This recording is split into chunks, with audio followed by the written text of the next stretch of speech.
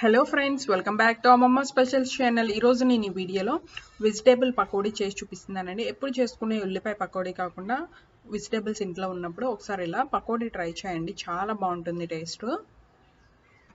ఇప్పుడు తయారు చేసే విధానం చూద్దాము.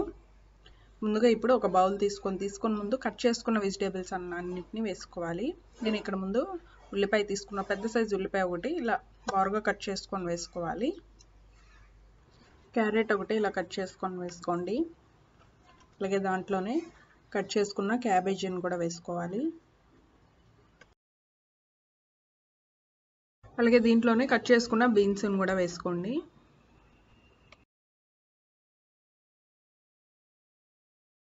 అలాగే బంగాళదుంపను కూడా ఇలా పెద్ద ముక్కలుగా కట్ చేసుకొని వేసుకోవాలి. ఒక బంగాళదుంప అయితే సరిపోతుంది. ఇలా వెజిటేబుల్స్ అన్నిటిని కొంచెం పెద్ద ముక్కలుగా ఉన్నట్టు కట్ చేసుకొని వేసుకుంటే పకోడీ వేయడానికి బాగుంటుంది, తినేటప్పుడు కూడా బాగుంటుందని ఇలా కొంచెం పెద్ద సైజు ఉన్నట్టు కట్ చేసుకున్నాను. అలాగే దాంట్లో చిన్నగా కట్ చేసుకున్న పచ్చిమిరపకాయలు కూడా వేసుకోండి, ఒక 2-3. అలాగే దాంట్లో కొద్దిగా కరివేపాకు, కొత్తిమీరను కూడా వేసుకోండి. కట్ చేసుకున్న వెజిటేబుల్స్ అన్నిటిని వేసుకున్నాం కదా. ఇప్పుడు దీంట్లో సరిపోయినంత సాల్ట్ వేసుకోవాలి. ఇంకా మీకు నచ్చిన వెజిటేబుల్స్ని వేసుకోవచ్చు. దీంట్లో కావాలనుకుంటే క్యాలీఫ్లవర్, క్యాప్సికమ్, మీ దగ్గర అందుబాటులో ఉన్న వెజిటేబుల్స్ ఏవైనా సరే ఇలా కట్ చేసుకొని వేసుకోండి. అలాగే దీంట్లోనే 1 స్పూన్ ధనియాల పొడి వేసుకోవాలి. అలాగే 1 స్పూన్ కారం కూడా వేసుకోవాలి. 1/4 టీ స్పూను పసుపు కూడా వేసుకోండి. ఇప్పుడు ఇవన్నీ వేసుకున్నాం కదా. ఇప్పుడు ఈ ముక్కలన్నిటికీ పసుపు, కారం, ఉప్పు అన్నీ బాగా పట్టినట్టు బాగా కలుపుకోండి. పసుపు ఇష్టం లేకపోతే స్కిప్ చేసేయండి, జస్ట్ కలర్ కోసం వేసుకుంటున్నాం అంతే.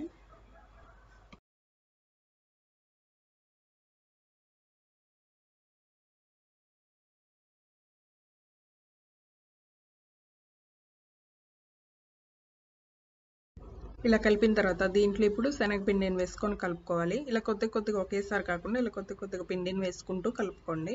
నాకు ఇక్కడ 1 కప్పు శనగపిండి వరకు పట్టింది. అంటే ఇది గ్రామ్స్ లెక్క అయితే 200 గ్రామ్స్ అలా ఉంటుంది. అలా చూసుకొని వేసుకోండి అవసరానికి తగ్గట్టు.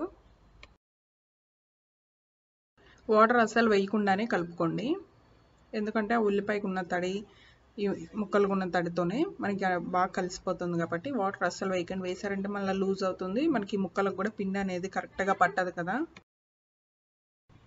మొత్తం అంతా కలిపిన తర్వాత దీంట్లో ఇప్పుడు ఒక 2 స్పూన్లు బియ్య పిండి కూడా వేసుకొని కలుపుకోండి. ఇది వేయడం మూలంగా మనకి క్రిస్పీగా వస్తుంది పకోడీ అనేది.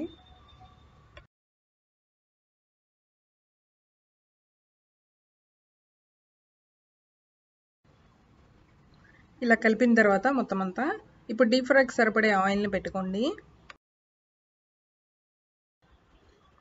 ఆయిల్ వేడైన తర్వాత గ్యాస్ని మీడియం ఫ్లేమ్లో పెట్టుకొని ఇప్పుడు కడాయికి సరిపోయినన్ని వేసుకోండి. ఇలా కొద్దిగా ఇలా ముద్దలా వేసుకోవాలి.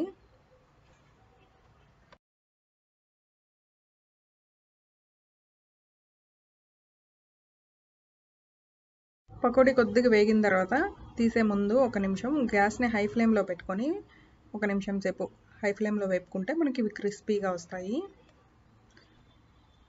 ఇలా క్రిస్పీగా వేగిన తర్వాత వీటిని ఇప్పుడు ఒక ప్లేట్లోకి తీసేసుకోండి.